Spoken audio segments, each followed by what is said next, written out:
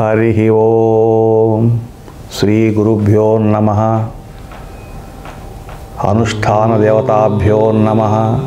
या देवी सर्वभूतेषु क्रोधरूपेण संस्थिता नमस्तस्वै नमस्तस्वै नमस्तस्वै नमो नमः। MBP 9 ప్రేక్షక మహాశీలకు మా శుభాభినందనలు, నూతన సంవత్సర శుభాకాంక్షలు. గత ఎపిసోడ్స్లో ఏడుపుకు సంకేతమా అనేటటువంటి ఒక విషయం మీద విశ్లేషణ చేసుకుంటూ, ఏడుపుకు సంకేతం కాదు, ఒకటి సూర్యభగవాన్ది, 2 భూమాతకు సంబంధించింది, 3 కలియుగ ప్రత్యక్ష దైవానికి సంబంధించింది, 4వది శ్రీదేవికి సంబంధించింది. ఇలా ఒక్కొక్క ఎపిసోడ్లో ఒక విషయం గురించి ప్రేక్షకుల ముందు మేము ఉంచుతున్నాం ఆ విషయాన్ని. ఈరోజు చెప్పే దాంట్లో కూడా ఈ ఏడుతో అత్యంత ముఖ్యమైనటువంటి విషయం, మనం ప్రాతస్మరణం చేసేటువంటి మహానుభావుల గురించి, ఏడుకు వాళ్ళతో ఉన్న సంబంధం గురించి ఈరోజు వివరిస్తున్నాం. తన కోపమే తన శత్రువు, తన శాంతమే తనకు రక్ష, దయ చుట్టంబౌ, తన సంతోషమే స్వర్గము, తన దుఃఖమే నరకమంద్రు తథ్యము సుమతి. ఈ పద్యము తిరిగిన వాళ్ళు ఈ ఆంధ్రదేశంలో ఎవరు ఉండరు.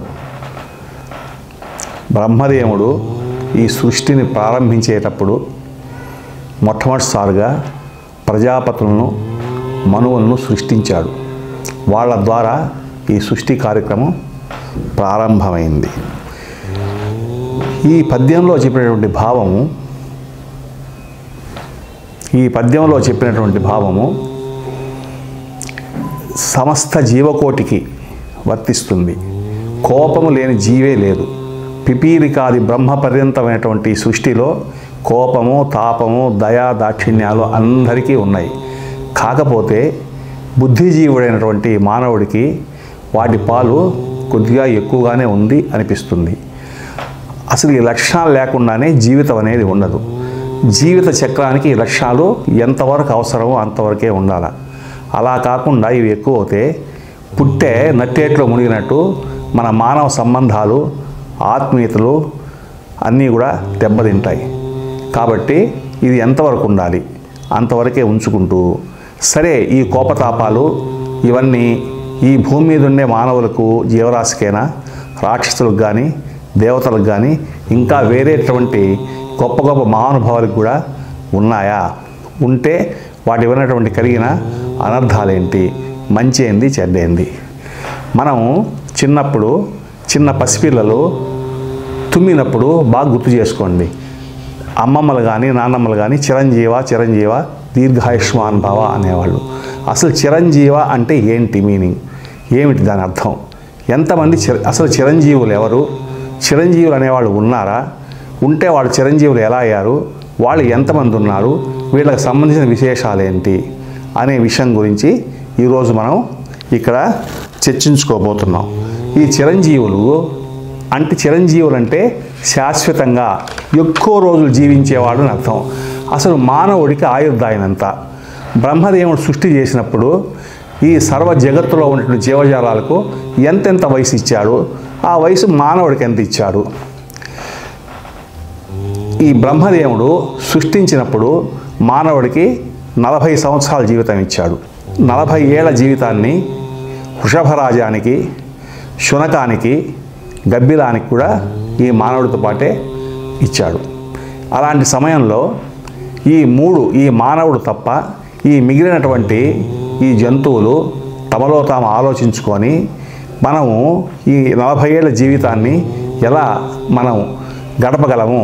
మనకిచ్చిన ఆదేశం ఏంది? బ్రహ్మదేవుడు, మీరు భూలోకంలోకి పోయి మానవులకు మీ శాయశక్తుల వాళ్ళు సహకరించి వాళ్ళ అభివృద్ధికి మీరు సహకరించండి అని చెప్పాడు కదా.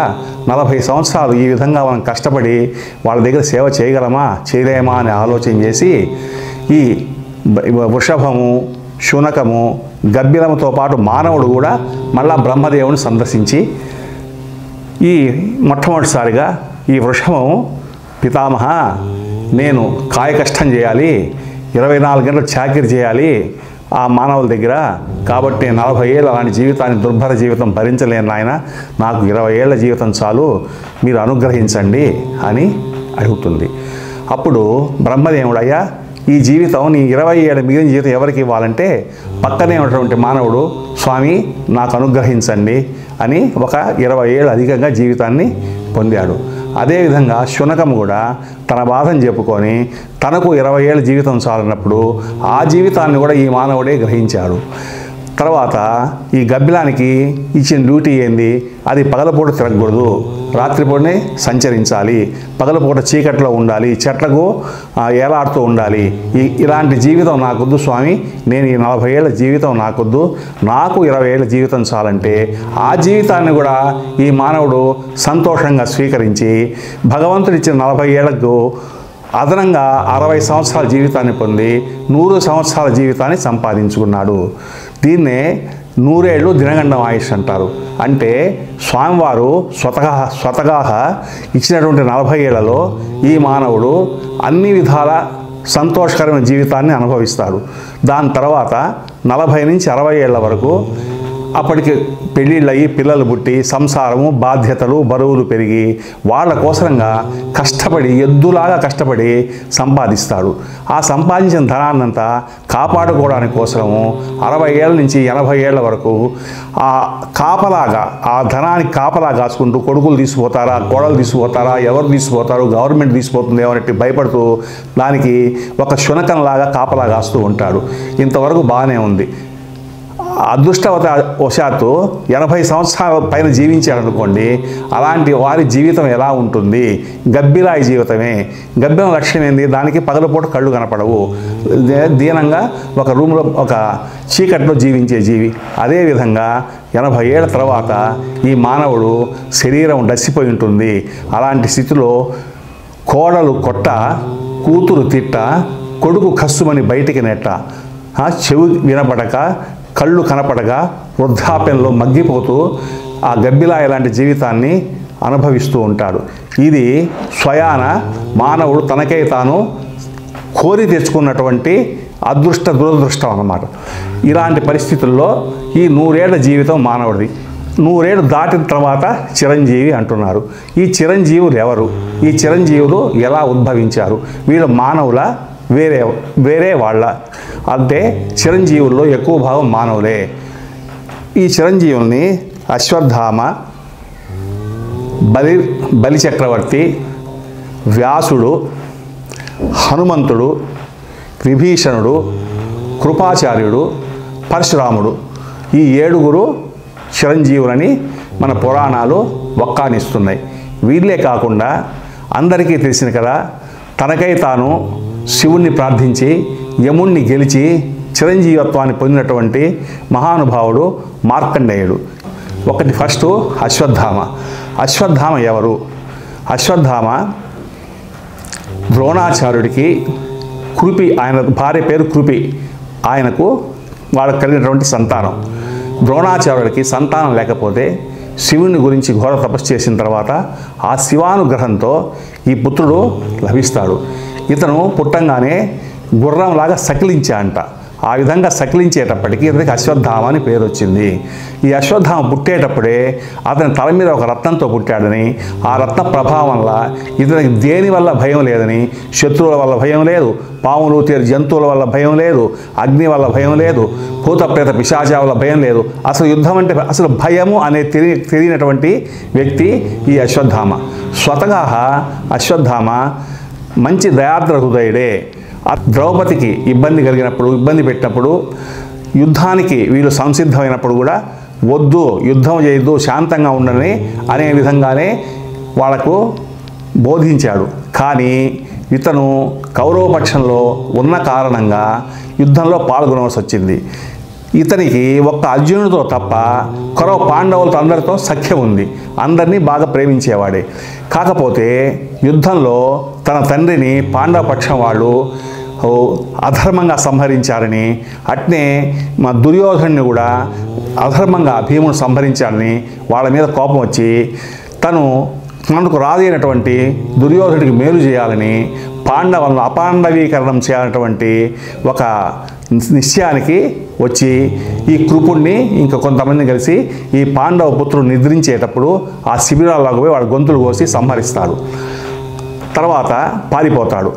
మొత్తానికి ఈ పాండవులు అతని తీసుకొచ్చి అతనికి బుద్ధి చెప్పేదానికి ప్రయత్నిస్తుంటే ఆ ద్రౌపదీదేవి బ్రాహ్మణో నహంతవ్యం, బ్రాహ్మణ్ణి చంపకూడదు, ఇబ్బంది పెట్టకూడదు, కాబట్టి వాడి కర్మను వాడు పోతాడు వదిలేయమని వాళ్లకు భర్తలకు చెప్తుంది. అప్పుడు శ్రీకృష్ణుడు కోపంతో ఇతని శాపం ఇచ్చి, నీవు 3000 సంవత్సరాలు ఈ విధంగా అధర్మంగా ప్రవర్తించి నిద్రించేవాడిని సంహరించావు, ఆయుధం లేని వాడిని నిద్రించేవాడిని అధర్మంగా సంహరించావు, కాబట్టి నీ ఒళ్ళంతా గాయాలయ్యి రక్తసిక్తంతో 3000 సంవత్సరాలు దుర్భర జీవితాన్ని అనుభవించమని శాపం ఇచ్చి దాని తర్వాత నీవు స్వస్థత పొందుతావు అని అతనికి వరం ఇస్తాడు. ఆ విధంగా ఇతను రుద్రాంశ సంభూతుడు కాబట్టి పుట్టినప్పుడే అతను చిరంజీవి అయ్యాడు. ఇతను కలిగి భగవానుడు ఎప్పుడు ఉద్భవిస్తాడో ఈ కలియుగాంతంలో అని అతని కోసం ఎదురు చూస్తూ హిమాలయ పర్వతంలో తపస్సు చేసుకుంటూ వచ్చాడు. అశ్వత్థామ అనగానే క్రోధానికి గుర్తుగా మనం భావిస్తున్నాం. రెండోది బలిని గురించి తెలియని వారే ఉండరు. బలి చక్రవర్తి రాక్షసరాజు. అతను ప్రహ్లాదునికి మనవడు. రాక్షసరాజైన దయా, ధర్మము, శాంతము, మంచి లక్షణాలు కలిగినటువంటి వ్యక్తి కాబట్టి అతనికి దైవికమైనటువంటి లక్షణాలు ఉన్నాయి. కానీ స్వతగా రాక్షసుడు కాబట్టి దేవలోకంలో ఉన్నటువంటి ఇంద్ర పదవికి ఆశించి ఇంద్రుని యుద్ధం చేసి ఓడించి ఇంద్ర పదవి సంపాదించుకుంటాడు. అప్పుడు రాక్షసులందరూ శ్రీమన్నారాయణ్ణి దగ్గరికి పోయి అతని అకృత్యాలు తెలియపరిచినప్పుడు శ్రీమన్నారాయణుడు వామనమూర్తి ఇతనికి శిక్షిస్తాడు. అదే అన్ని అవతారాల్లో రాక్షసులను సంహరించాడు, కానీ బలిని మటుకు శిక్షించాడు. బలి ఎందువలనంటే బలిలో ఉన్నటువంటి ఆ దయా దాక్షిణ్యం అంటే మంచి సద్గుణ సంపన్నుడు కాబట్టి. అలా దీని గురించి మన పోతనామాత్యుడు ఈ ఘట్టంలో అద్భుతమైనటువంటి పద్యాలు చెప్పాడు. బలి చక్రవర్తి దగ్గరికి యజ్ఞం చేసేటప్పుడు వామనమూర్తి నాకు 3 అడుగుల భూమి కావాలి, నాకు ప్రసాదించండి, దానం చేయండి అని అడుగుతాడు. బలి చక్రవర్తి గురువు, రాక్షస గురువు శుక్రాచార్యుడు వచ్చినవాడు విష్ణుమూర్తి అని గ్రహించి బలి చక్రవర్తితో, నాయన వచ్చినవాడు విష్ణుమూర్తి, వీడు రాక్షసాంతకుడే, వీడు నీకేదో ఇబ్బంది పెట్టాలనే ఉద్దేశంతో వచ్చాడు, కాబట్టి ఇవ్వద్దని శతవిధాల ప్రయత్నం చేస్తాడు. కానీ బలి చక్రవర్తి ఒప్పుకోడు. నేను దానం చేసేదే విష్ణుమూర్తి అంటే మహానుభావుడు తన 2 చేతులు దాటి దేహి అన్నప్పుడు నేను ఆయనకు ధారాదత్తం చేయడం ఇంతకంటే అదృష్టం నాకేముంది అని అంటూ ఒక అద్భుతమైన పద్యం రాశారు పోతనామాత్రుడు. కారే రాజులు రాజ్యములు గలుగవే, వారేరి గర్వోన్నతి పొందరే, వారేరి సిరి మూటగట్టుకుని పోవరే, భూమిపై వాళ్ళకి ఏమైనా పేర్లు ఉన్నాయా, ఎంతమంది లేరు, వీళ్ళంతా ఎలాంటి వాళ్ళు అని ఎంతమంది రాజులు లేరు, ఎంత గర్వం పొందారు, అయినా కూడా సంపాదించిన దాన్ని మూటగట్టుకుని పోలేదు కదా. యశక్కామునేటువంటి శిబి చక్రవర్తి లాంటి వాళ్ళు యశక్కాములు, వాళ్ళను ఇప్పటికీ మనం తలుచుకుంటున్నాం కాబట్టి మనం దానం చేయడమే మనకు ధర్మం అని భావించి అతనికి విష్ణుమూర్తికి తన యొక్క భూదానం చేసేదానికి సిద్ధమవుతాడు. తన భార్య తన చేతుల్లో దోషుల్లో కమండంలో నీళ్లు పోసేటప్పుడు అప్పటికి కూడా శుక్రాచార్యుడు ఏదో ఒక విధంగా దీన్ని ఆపాలని ఆ కమండంలో ఆ రంధ్రానికి అడ్డంగా ఉండేటప్పటికి విష్ణుమూర్తి గ్రహించి దర్భపులతో పొడుస్తాడు. అప్పుడు శుక్రాచార్యుడు కన్ను పోతుంది, ఆయన బయటకు వచ్చేస్తాడు, ఈయన ధారాదత్తం చేస్తాడు. మనకు తెలిసిందే, భూమి ఆకాశాలు ఆక్రమించిన తర్వాత ఇంకో 3వ పాదం ఎక్కడ పెట్టాలా అన్నప్పుడు శిరస్సు వంచి నా తల మీద పెట్టు స్వామి అంటాడు. అప్పుడు ఆయన భార్య వచ్చి, స్వామి ఇతను ధర్మాత్ముడు, దయచేసి నాకు ప్రతిభిక్ష పెట్టండి, ఆయన సంహరించొద్దంటే స్వామివారు అనుగ్రహించి నిన్ను పాతాళానికి పంపిస్తాను, సుతలానికి నువ్వు రాజాది రాజువై ఒక ఇంద్రుడిలాగా పరిపాలించు, ఇంద్రపదవిని సంపాదించుకో, నీవు భవిష్యత్తులో నీకు ఇంద్రపదవి వస్తుంది, నీకు వాకిరికి నేను కాపలా ఉంటాను అని చెప్పి ఆయన్ని సుతలానికి పంపించి ఇంద్రభోగాలు అనుభవింపజేస్తాడు. ఇప్పటికి కూడా మనం అనుకుంటాము, ఈ సంక్రాంతి పండుగ రోజు, భోగి పండుగ రోజు భోగి మంటలు మనం ఎందుకు వేస్తున్నామంటే బలి చక్రవర్తి ఆ రోజు తను ఉన్నటువంటి ఈ భూమిని చూసేదానికి వస్తాడని ఆయనకు స్వాగతంగా ఈ మంటలు వేస్తుంటారని పెద్దవాళ్ళు చెప్పుకుంటూ ఉంటారు. ఈ విధంగా బలిచక్రవర్తిని నువ్వు దీర్ఘాయుష్మంతుడు అని విష్ణుమూర్తి వామనుడు ఆశీర్వదించిన దానివల్ల బలిచక్రవర్తి కూడా దీర్ఘాయుష్యుడై చిరంజీవిగా నిలిచాడు. ఈయన తర్వాత వ్యాసుడు కూడా విష్ణుమూర్తి యొక్క కొంతమంది 17 అవతారమని, కొంతమంది 21 అవతారమని, కొంతమంది 24 అవతారమని అంటారు. ఏదైనా కూడా అతను కూడా దైవాంశ సంభూతుడే. ఆయన పేరు కృష్ణద్వైపాయనుడు. ఇతను చేసిన ఘనకార్యం ఏంటంటే వేద రాశిని విభజించాడు, భారత భాగవతాన్ని మనకు అందించాడు, అష్టాదశ పురాణాలను మనకు అందించాడు. ఇంతేకాకుండా ఈయన కౌరవ పాండవుల్ని సర్వకాల సర్వావస్థయందు కాపాడాడు. ఈయన గురువులాగా మనమందరినీ ఈయన్ని పూజిస్తుంటాం. ఈయన అంబాలికకు వీర్యదానం చేసి వాళ్ళకి సంతానం వచ్చేట్టు చేశాడు. అదేవిధంగా ధృతరాష్ట్రుడికి కూడా ఆయన భార్య అంటూ గాంధారికి నీకు 100 పిల్లలు పుడతారని ఆశీర్వదిస్తాడు. ఈ లోపలనే పాండవులను జన్మించేటప్పటికీ ఆ గాంధారి అసూయ చేత తన గర్భాన్ని విచ్ఛిన్నం చేసుకుంటుంది. ఆ విచ్ఛిన్నమైనటువంటి ఆ పిండాలన్నింటినీ 100 కుండల్లో పెట్టి కుంభోద్భవాలుగా చేసేసేసి టెస్ట్ ట్యూబ్ బేబీస్ను కూడా ఆ రోజుల్లోనే సృష్టించినటువంటి ఈయనొక విధాత. ఇంతటి గొప్ప మహానుభావుడు ఇప్పటికి కూడా చిరంజీవి హిమాలయాల్లో తపస్సు చేసుకుంటూ ఉన్నాడని మన పెద్దలు చెప్తుంటారు. ఆయన తర్వాత హనుమంతుడి గురించి తెలియని వాళ్ళు ఎవరు?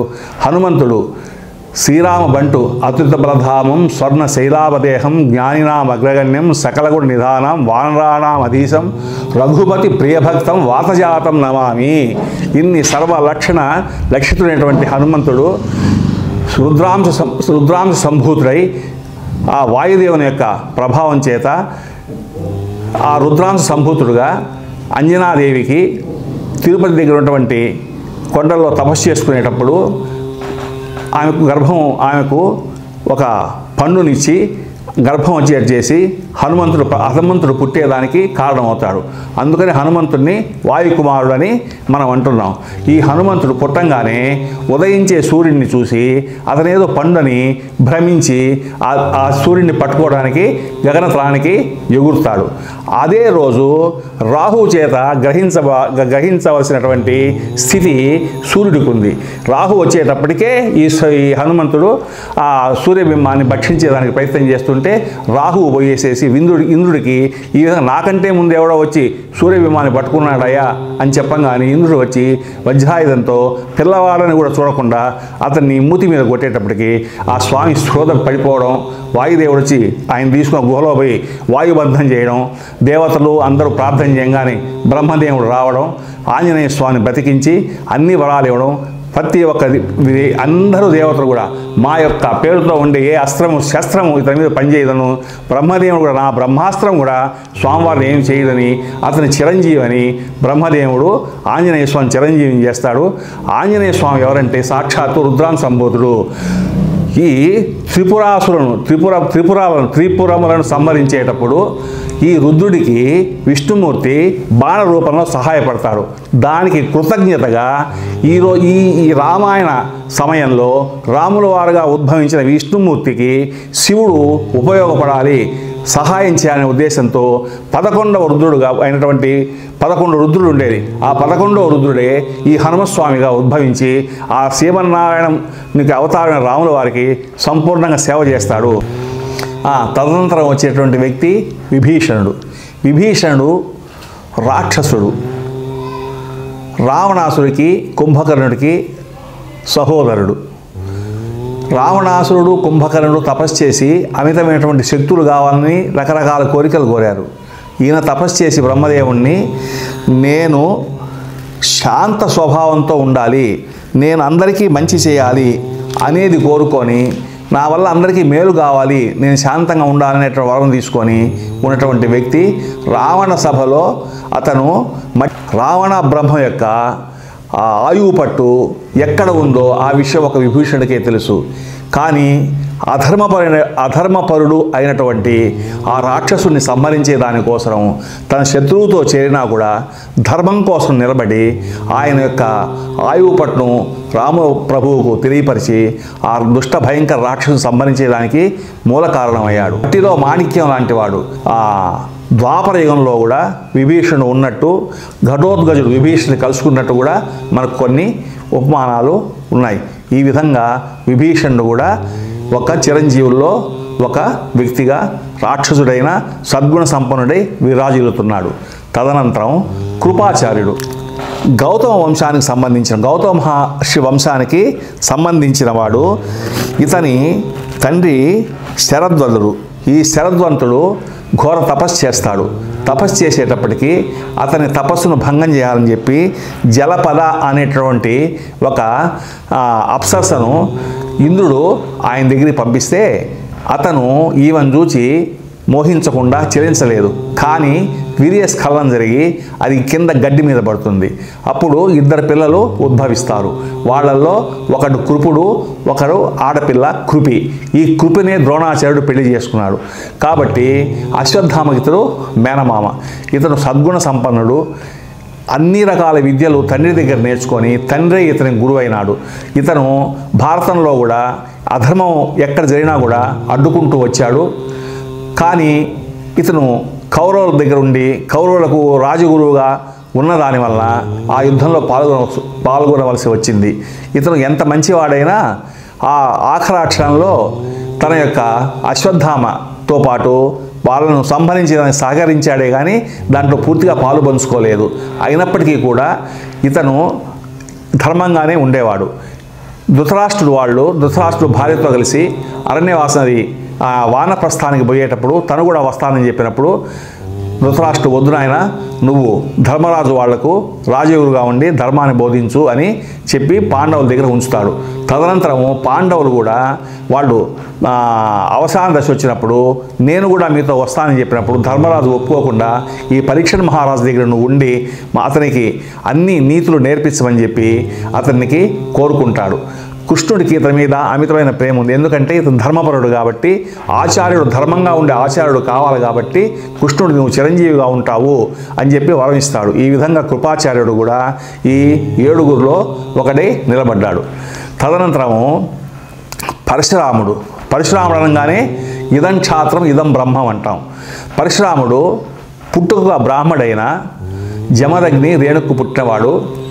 జమదగ్నికి అకారణంగా కార్తవీర్యార్జునుడు సంహరించేటప్పటికీ తను ఆ సమయంలో ఊళ్ళో లేని కారణంగా వచ్చిన తర్వాత ఈ విషయం తెలిసి ఒక శపథం పొంది ఏ విధంగా ఈ రాక్షస స్వభావం కలిగినటువంటి ఈ రాజులందరూ ధర్మపరుడైనటువంటి తన తండ్రిని సంహరించాడని, రాక్షసులను ఈ రాజులను సంహరిస్తాను అని అతని ఆయుధం పరశువు గండ్రగొడ్డలి. ఇతని పేరు మామూలుగా రాముడు. ఈ గండ్రగొడ్డలు ధరించేటప్పటికి పరశురాముడు అని పేరు వచ్చింది.